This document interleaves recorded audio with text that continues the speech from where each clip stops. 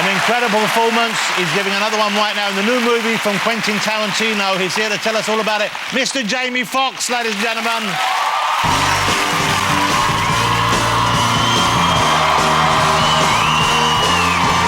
Proper movie star right there. Jamie, how are you? Come and sit down, dude.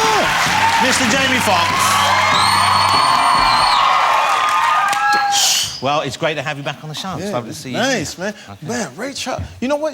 I was telling the guys in the back that the people in that clip, they actually played real. There was a real band. Like, an incredible movie. And what I'm right thinking that it had a big impact on your career. I mean, I know obviously you were well thought as an actor, but winning the Oscar, how much has that actually changed things? Man, it changes everything because you look how Hollywood is designed. There's only a couple of avenues you can go. It's either the real popcorn movies and you're making huge money, or you find a movie like Ray where you get critical acclaim and it's commercially successful. But you get a chance to walk into that door where only a few get to go in. And my thing was, during that Oscar time, I just had my cell phone getting people's cell phone numbers, like Warren Beatty and Clint Eastwood. I said, man, let me get your digits. And they're like, what? I just want to have your number. You know what I'm saying?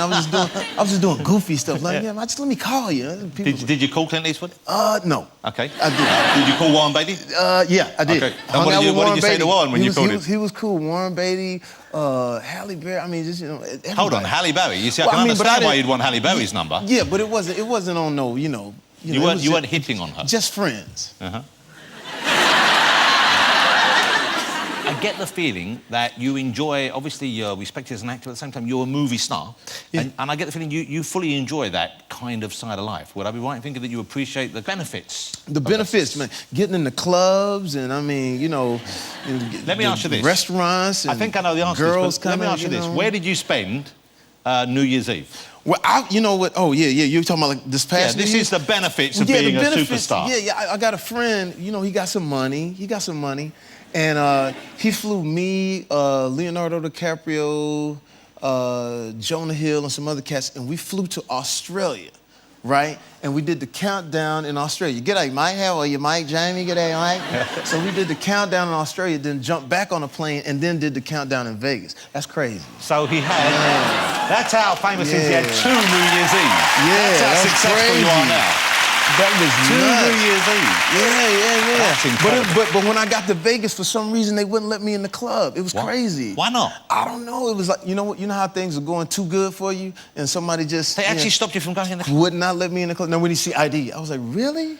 And people was like, oh, man, Ray Charles can't get in the club. It's crazy. So I imagine you went back alone to the hotel room and just went to a quiet night? We figured it out, man. We went in... I had my daughter with me. She was 18, so that was another thing to her. She was like, "Yo, you messing up my New Year's." So we actually had to she went off on me in front of her friends. Like, "You flying around with Leonardo DiCaprio and screwed up my New Year's. You better make it right." And it was like 11:45. So I was like, "Shit!" And all the security girls looked at me. I said, "Man, where can we go?" And so we went to this one area. And the dude said, no, he said, well, I'll take you to the pool. We can watch the fireworks at the pool. So we run to the pool. No, Dad, it's all screwed up. I knew you were going to, you and your Hollywood friends, you messed it up. I'll see you in therapy, Dad. That type of thing. So now it's 11:50. Yeah. We get to the pool and hey, where are you going? Where are you going? I said, well, we want to watch the fireworks. No, they gotta leave. So I didn't have enough, push to get into the pool area. So they kicked Ray Charles out of the pool area. So then they said, the older security guard that was with us, just, hey, my wife works up at this club called Prestige, and they'll let you guys in. Wow. And it's 11:56. And she's going off. We're not gonna make it. We're not gonna make it. I knew it. You're gonna screw. So we get in the elevator, and it's packed. And then we finally get out, and it's like they're literally going 15, 14. Wow. And they opened up an area for us, and we got there, and we watched the fireworks, and it was cool. Wow. So Dad pulled it off at the end. Yeah. Wow. Yeah. That would have been terrible if you hadn't managed that. Terrible, man. Especially when your kids go at you. It's crazy because you can't really cuss your kids out, But she's don't take this the wrong way, but she's a very beautiful young woman. I don't take it the wrong way. She's 18 years old now. She's very, very are you comfortable with that? I mean, presumably she's getting interest from young men now, I would have thought. Yeah, I mean, and that was the thing. She didn't really know. Like, when she was younger, she didn't know she was filling out and stuff, and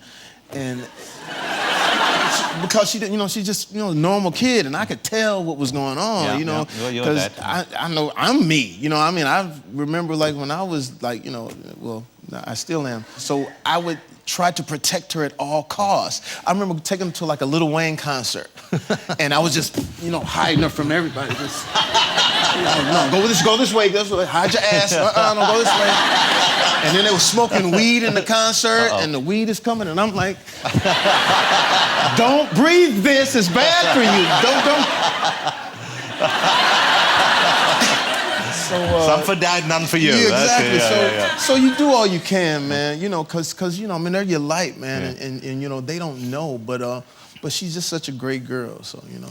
Okay, so I'm excited you're in town, not just because it's lovely to have you on the show, but there's a new movie out. I'm a big fan of Quentin Tarantino. Yes. I'm very excited when he has a new film coming out. Was doubly excited when I knew it was going to be a Western, and very excited I knew he was working with you, but also it's Django, and I was aware that there were Django movies before, but this is very different to the Django movies from the 60s, isn't it? Yeah. Tell us about this Western, tell us about your version of Django. Well, Quentin Tarantino tackles something that's incredible. First of all, he's amazing in how he layers movies. Like when you see what he did with Inglourious Basterds, so he sort of changed history in a bit. And this, he does the same thing, only he does a spaghetti Western, but it's with the backdrop of slavery. And basically, Django was about a free slave. He becomes a freed slave, and he gets freed by Dr. King Schultz, who's played by Christoph Waltz, who's a fantastic actor. And once he gets freed, Christoph is a bounty hunter. So they go on this bounty hunting run, but he finds out that my wife has been taken from me, and he didn't. And at that time, you know, slaves were not allowed to have marriages. And he says, "Wow!" After hearing my stories, he says, "Well, I want to help you find your wife." So we go from plantation to plantation on horses to try to find my wife. Now, what has happened though? My wife is on the plantation where Leonardo DiCaprio is the master. So it's like, when I tell women this, they don't really think that's all that bad. but it is bad. So so it's this crazy journey that Quentin Tarantino put together. Now here's what's crazy. I didn't know about the movie.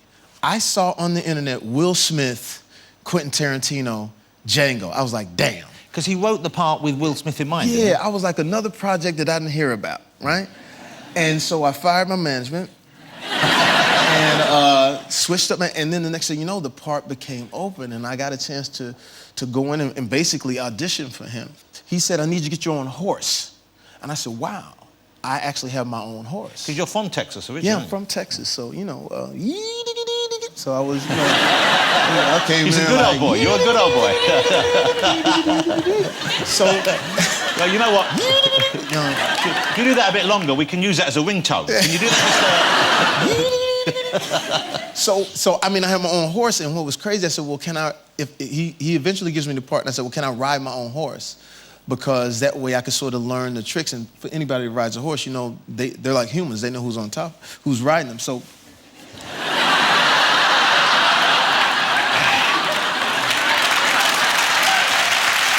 We knew what you meant, okay?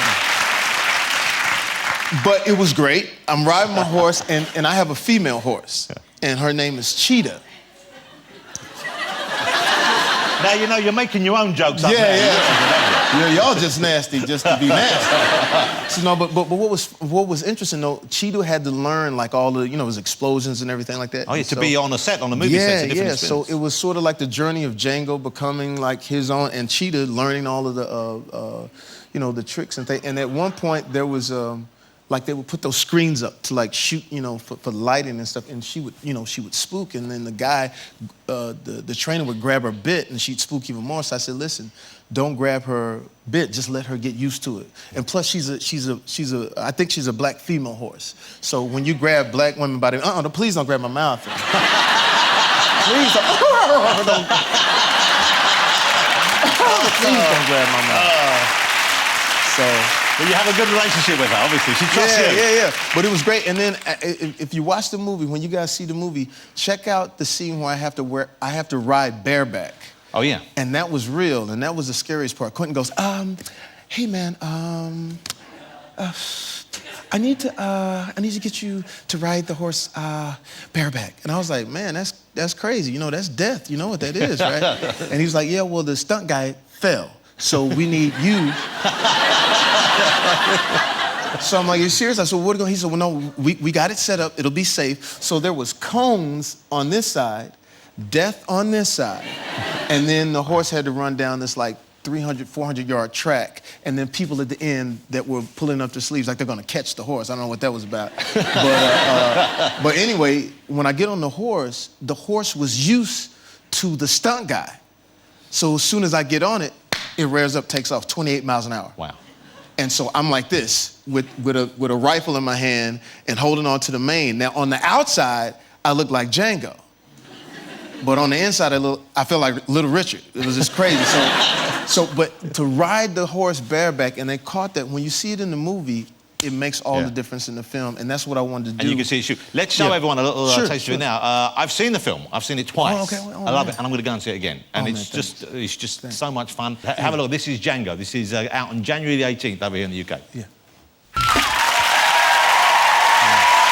I don't think you're going to have more fun at the movies this year than with Django. Yeah, thanks. Now, here's what I need to ask you. The soundtrack, always in a Quentin Tarantino movie, you look forward to the soundtrack, but I've got the soundtrack, I've listened to it.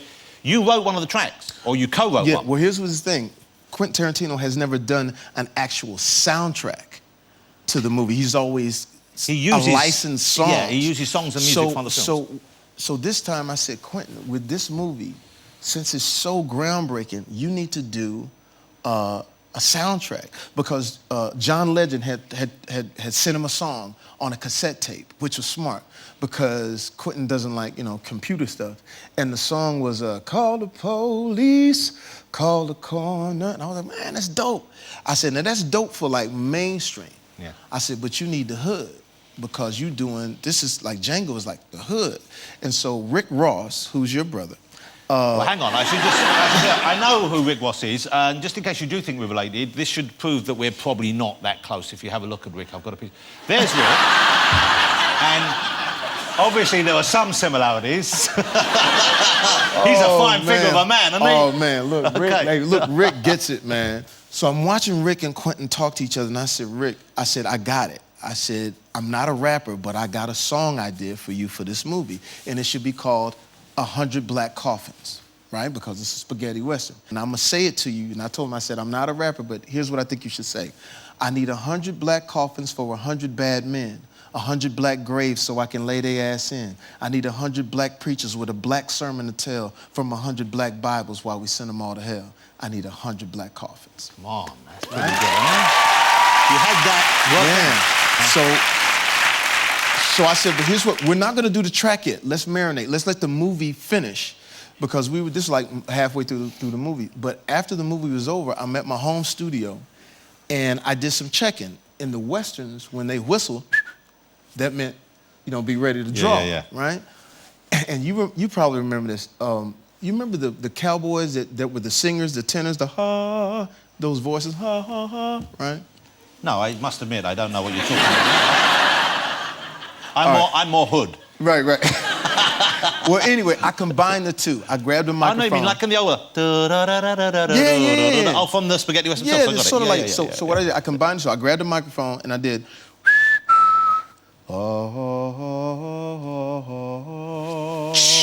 Ding! That's good. Ding! I need 100 black coffins for 100 bad men, 100 black... So I sing the ass in. Exactly. So I sing the song, I'll drive the song over to Quentin Tarantino, let him hear it in the truck, because he doesn't like computer stuff. Drive over to Rick Ross, let him hear it at his hotel, and then the rest was history. Well, I'm going to ask you, we have a piano here, we know you play piano, could we trouble you for... I'll do something, yeah. He's going to do some stuff for you. Okay. We're going to take a break. Join me straight after the break. We'll be chatting and we'll have some music from Jamie Foxx, and we have a live performance from Biffy Clyro, so don't go away.